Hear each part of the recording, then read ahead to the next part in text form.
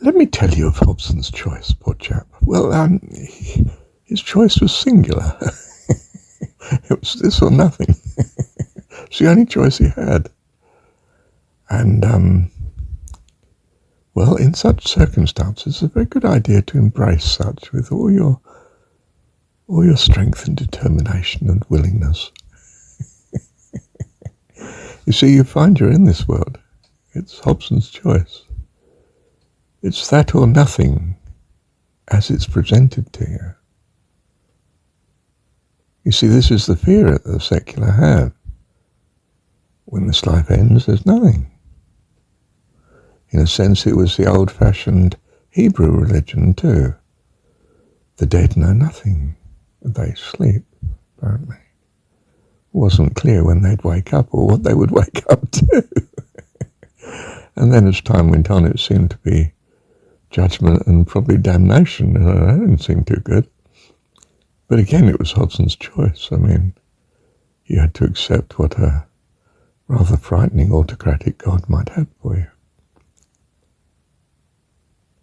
It wasn't the lovely Jesus approach of Heavenly Dad who cares for you and all his life, all creation, all his, but lovingly so. Not in autocratic kingly rule, but loving Heavenly Dad, Abba. But getting back to or staying with Hobson for a moment, it's okay. And in a sense, you have a choice. Always. On something that's arguably the most fundamental thing you could have. How you're thinking, what you're thinking,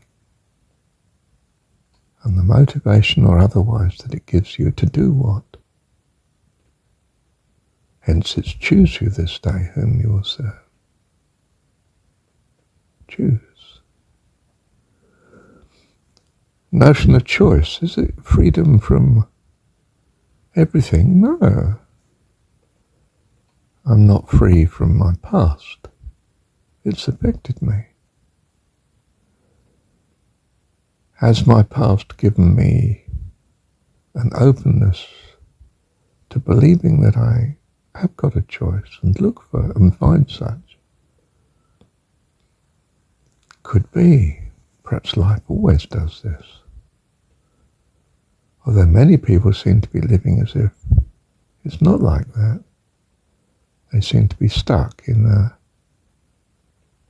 routine or a repetition of living in general that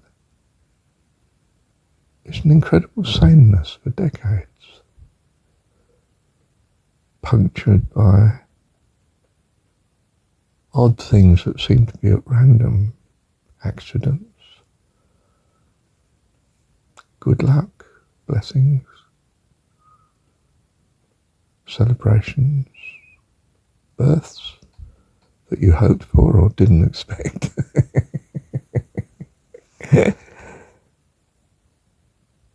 Pain and suffering that you definitely did not hope for, but may have come your way.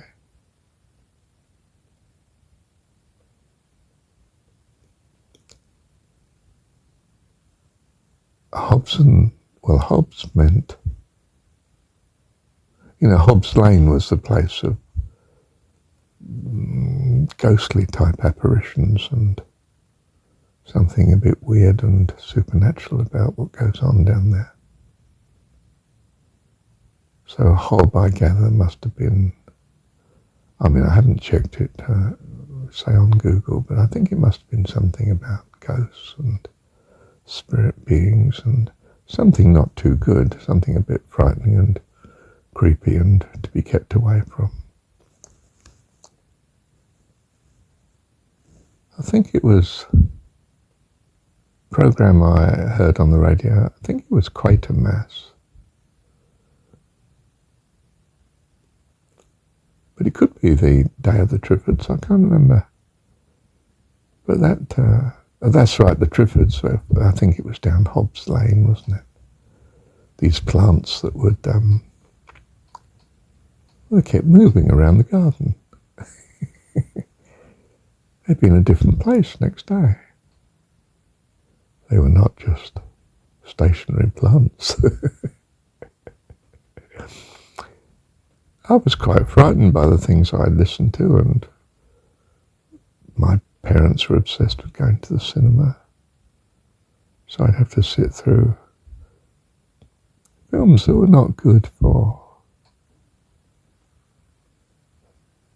one's fears and building up a mind of fear and worry and fear of the dark and dangers. You could say that was not an ideal childhood, no. But perhaps it was a childhood that gave you fear. Perhaps fear is very valuable. It repels you from that which is harmful as you see it, and could well be very harmful.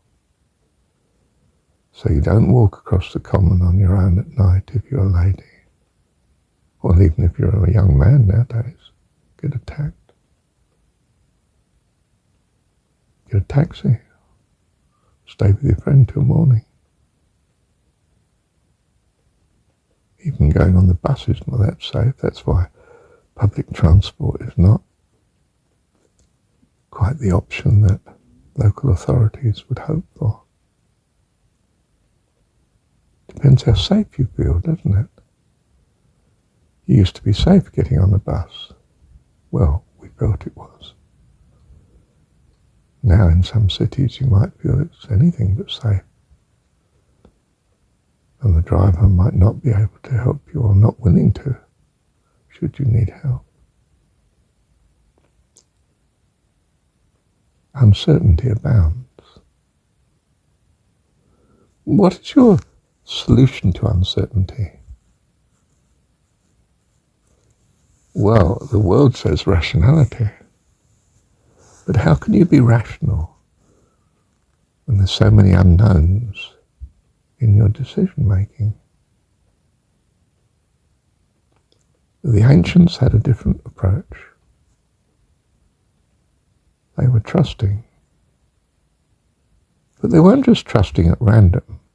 They tried to trust in, for instance, wisdom.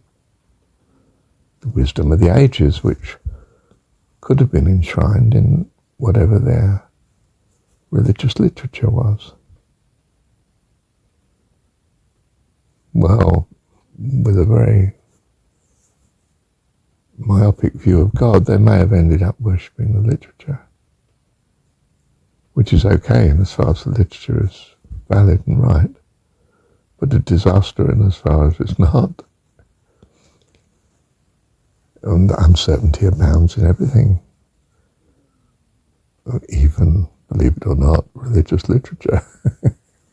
It's a distinct possibility it's not right enough in some circumstances.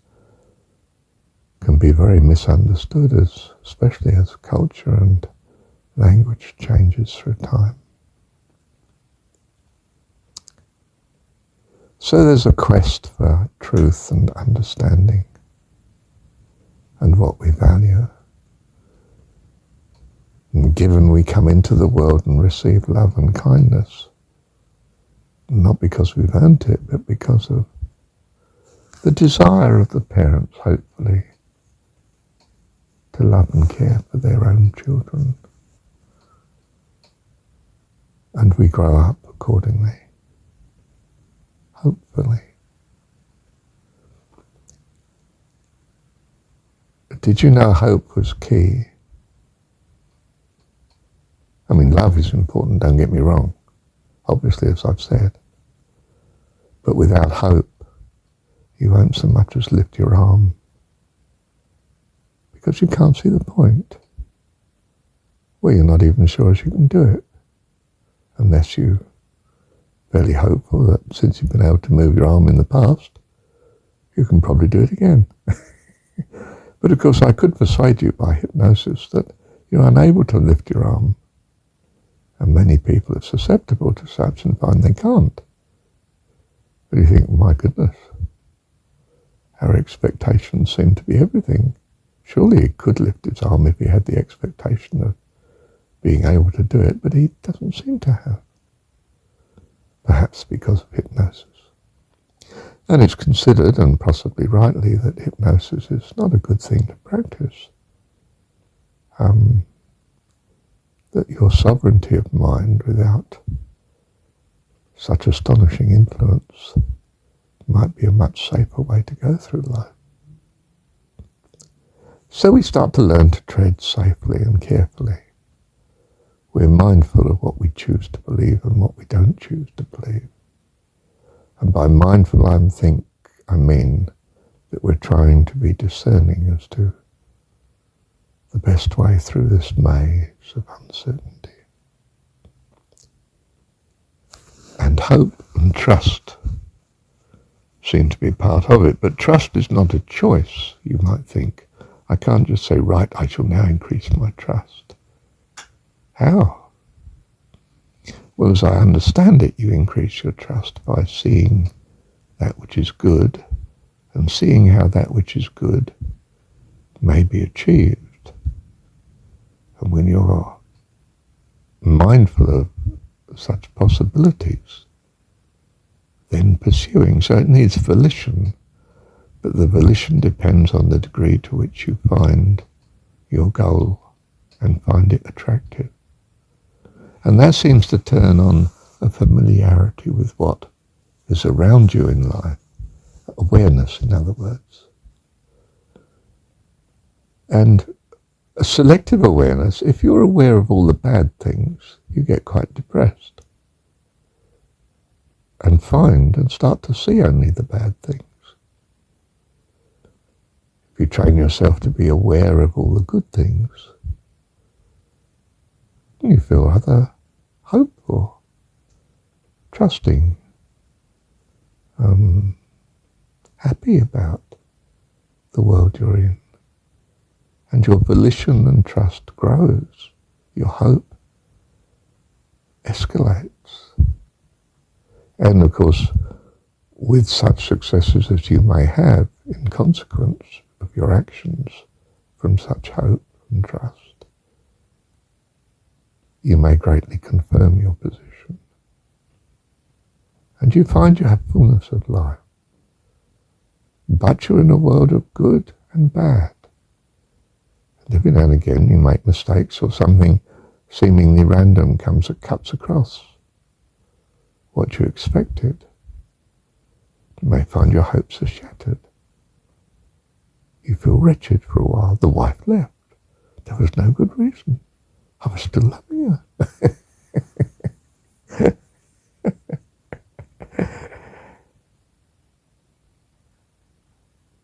It seems very sad. Until, of course, you think, well, hang on. Things have gone very well other than that in many ways. Turned to custard in the last few years. Not quite sure why. You think perhaps marrying someone else will work. She may have left you, but no need to sit on your own the rest of your life. See, Prince Charming comes into your life, or this beautiful maiden, and off you go again. You may find it continually change to custard like Marshall, but not immediately. I mean, goodness, I had decades of sheer joy and happiness. I really did. Not just with one wife, but with two or three. Not at once, you understand. In series, not in parallel.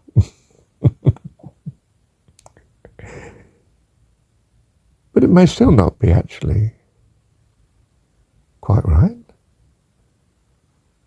Perhaps you shouldn't be putting someone else first on earth, but your God first. And then perhaps you get all other relationships in correct perspective. Do you want to do that? Well, it depends on your experience of living so far, doesn't it? Some do, some don't. Some choose, brahmacharya, celibacy. And then some change their mind, some don't. It depends where you are and what happens to you. And you start to be fairly clear that much of what happens to you is not by your determination, in fact. Well, to live with such a realization is quite difficult. Perhaps it's best to trust that God exists and looks after you in such. That things have a greater meaning than you think. Because God is your heavenly dad, loving and caring for you. Perhaps you don't want to choose this, in which case you live accordingly. If you find it works, fine. If you find it don't, well, you're a thing to take up. Trusting in a loving heavenly dad, that's God. I argue, of course, it has to be personification of what you value. How could you value anything else? That's what you value by definition. And you may say, well, that's making God in your own image. I'll say, yes, that's right.